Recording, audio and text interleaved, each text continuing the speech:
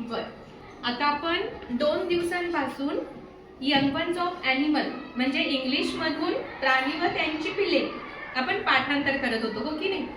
पण ती कशी पण पाठ न करता आपण काय केलं, युक्तीने म्हणजे काही ट्रिक्स, काही युक्त्या, सूत्र बनवून आपण ती पाठ केली, हो की नाही?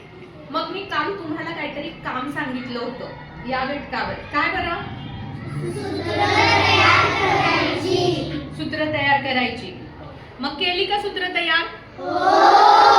कुणी कुणी केली? हात वर करा. सगळ्यांनी केली, म्हणजे सगळे शब्द पाठ होणार आहे. मग आता काय करायचं, सगळ्यांनी एकमेकांची सूत्र एकमेकांना सांगायची. ठीक आहे? बर, आधी मला कोण सांगताय? बर, देवांशी तू सांग. माझ्या सूत्राचं नाव आहे DHZ. सूत्राचं नाव काय आहे? DHZ. बोलून सांग म्हणजे आम्हाला DHZ. बर, पण मला कळलं नाही DHZ म्हणजे. D for donkey. Okay, D for donkey.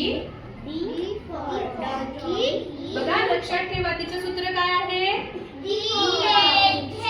DHZ. H for horse. H for horse. Very good. Okay.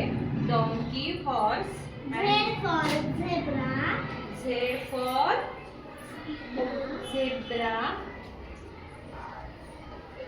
Wow, अक्षर पण छान काढले देवांशी.